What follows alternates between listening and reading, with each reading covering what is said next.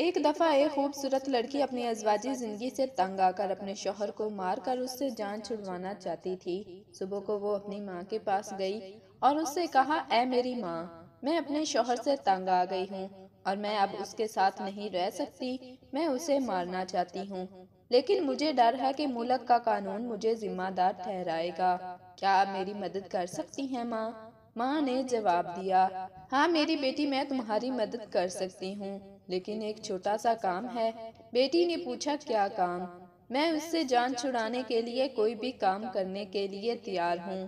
اچھا، ماں نے کہا، آپ کو اس کے ساتھ معاہدہ کرنا پڑے گا تاکہ اس کے مرنے پر کوئی آپ پر شک نہ کرے۔ آپ کو خود کو جوان اور اس کے لیے پرکشش بنانا ہوگا۔ آپ کو اس کا اچھی طرح خیال رکھنا ہوگا اور اس کے خاندان کے ساتھ بہت مہربان اور قدردان بننا ہوگا۔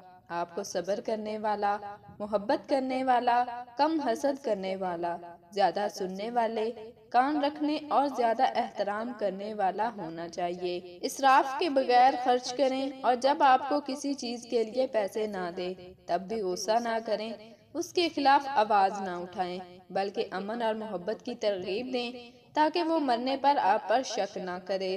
کیا آپ یہ سب کر سکتی ہیں؟ ہاں میں کر سکتی ہوں، لڑکی نے جواب دیا۔ ماں نے کہا، ٹھیک ہے، اس پاؤڈر کو لے کر اس کو روزمرہ کے کھانے میں تھوڑا سا ڈالیں، وہ آہستہ آہستہ مر جائے گا۔ 30 دن کے بعد بیٹی اپنی ماں کے پاس واپس آئی اور کہا، ماں میرا اپنے شوہر کو مارنے یا دوبارہ اس سے چھٹکارا پانے کا کوئی ارادہ نہیں ہے۔ اب سے میں اس سے پیار کرتی ہوں کیونکہ وہ مکمل طور پر بدل چکا ہے۔ اب وہ ایک بہت پیارا شوہر ہے، جتنا میں نے کبھی سوچا بھی نہیں تھا۔ زہر کے اثر کو روکنے کے لیے میں کیا کر سکتی ہوں؟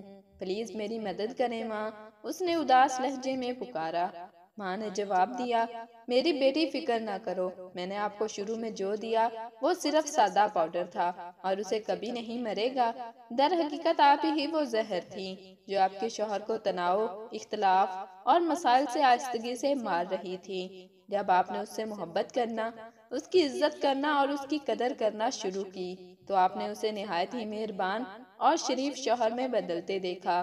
مرد در حقیقت برے نہیں ہیں، لیکن ان سے تعلق رکھنے کا ہمارا طریقہ، ان کے رد عمل اور ہمارے بارے میں احساسات کا تعین کرتا ہے۔ اگر آپ اپنے شوہر کے لیے احترام، لگن، محبت، دیکھ بھال اور عزت ظاہر کر سکتے ہیں تو وہ آپ کا سہارا ہوگا۔